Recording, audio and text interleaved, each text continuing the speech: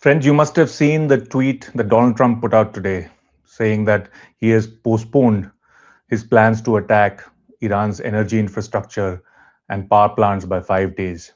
Markets and people are celebrating this as the end of this war, etc. But I am saying, hold on.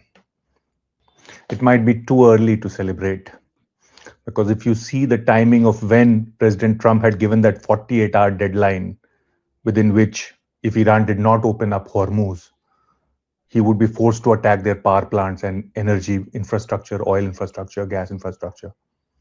That came exactly when Saturday and Sunday, that is, the markets were closed in the US.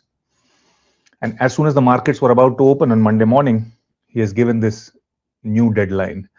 And because of this, oil price has fallen from $113 per barrel Brent. It has fallen to 98, 99, and stock markets have jumped. Iran's foreign ministry, through one of its press outlets called Mizan, has said exactly this, that we are not in any kind of negotiations.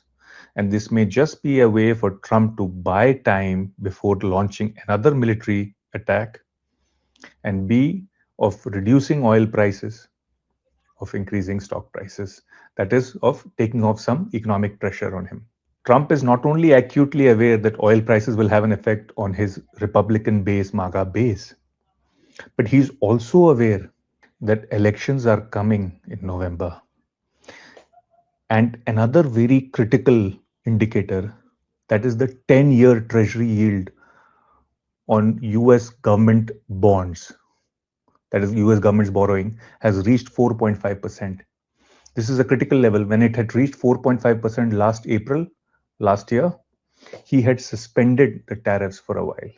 He's fully aware that if this rate goes up, then mortgage rates, that is home loan rates, car borrowing rates, increase in America, and borrowing rates for the American government. Therefore, the fiscal deficit and the interest payments on America's national debt, which is about $37 trillion, also increases.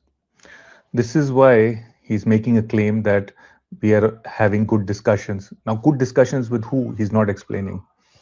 And on his side, who's negotiating? The usual suspects, Witkoff and Kushner. Now, these two clowns have not been able to negotiate anything because one is a guy who used to build real estate malls in New Jersey, Witkoff. And Kushner, his son in law, is a good for nothing. In fact, most counterparties are surprised that in one day they used to negotiate in the morning with Iran, in the afternoon with between Russia and Ukraine, they used to mediate, in the evening on Gaza. How can two people do three negotiations in one day when each of those negotiations in the past has taken a team of dozens of people negotiating for months and years? And during the same impromptu press conference, when he's speaking at the airport to the press before taking off, which happened just a little while ago, he says, when he was asked the question as to who will control Hormuz, he said it will be me and the Ayatollah in Iran jointly. That also is inexplicable. How will that happen? No explanation. The other party in this war, that is Israel, would be frantically putting pressure on Trump. Just like the GCC and Arab countries would also be putting frantic pressure on Gulf. Apparently, the phone was running all weekend, Saturday and Sunday. People were calling up the White House from the GCC countries trying to stop Trump because they know that Iran would reply on their infrastructure and their water and desalination plants from which they get water from the sea by removing the salt through reverse osmosis. Gulf countries were frantically calling. So there's pressure coming from both those sides in the opposite direction. Israel wants to continue the war and the Gulf Arabs want to end the war. But the biggest problem may lie on the Iranian side. You see, the Iranian and American positions, bargaining positions, are so far apart. Their demands are so far apart. What is Iran demanding? Not a ceasefire. It wants a permanent end to the war. It doesn't want to give up all its nuclear material now. Earlier it was ready, but now not so much because they know that this is their only insurance. Whereas Trump wants immediately that nuclear material out. That's his main goal. Thirdly, Iran wants reparations. That is, for all the damage, billions and billions and hundreds of billions of dollars of damage, they want compensation. Until then, they will control Hormuz. They might even collect a toll there, a tax.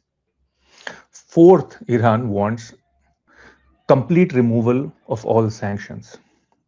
Because if it does not get sanctions relief, they know that the regime will collapse. The real reason the protests started, and again and again protests are happening, is because of the economic difficulties. These economic difficulties cannot be gotten rid of until the sanctions are gotten rid of, and therefore they want sanctions relief. There is also other maximalist demands, such as American troops should be reduced. Why are there so many American troops in the Gulf in the first place? Bases might be removed. These might be maximalist demands, may not be fulfilled. There are other such demands also, that Israel's attacks in Lebanon should stop and Palestinians should get a state. Again, I'm counting those as maximalist demands. But even if you discount these maximalist demands, the other core demands of sanctions relief, reparations, permanent end to all wars with Iran by US and Israel, and nuclear material, these itself are so far apart that I don't think this situation is going to be solved within the next 5 days. So, those of you who are expecting an early end to this war, I am sorry to say that I don't think so. It will continue to affect us here in India, Pakistan, Bangladesh, Nepal, etc. because most of our oil is imported. So, the cost of oil will go up. It will also affect our remittances from our workers in the Gulf. In the case of India, 90 lakhs, but all of the countries, Nepal, Bangladesh, Pakistan, Sri Lanka, all have lakhs of workers there. So remittances coming home will be affected. Therefore, your currencies, rupee, etc., will be affected. And and we can also see higher prices for fuel at the pump, but also overall inflation. So Mehngai is going to increase. I hate to be the Cassandra here, but the other information coming out is also not good. There are 2,500 Marines coming from California. There are another 2,500 Marines which are already in the Arabian Sea coming from Japan. So there will be about 5,000 troops ready by midweek, Wednesday, Thursday, ready for attack. So one view is that this is just buying time, de-escalating in order to escalate later. Please keep watching and I'll keep bringing you insights. Until next time, see you.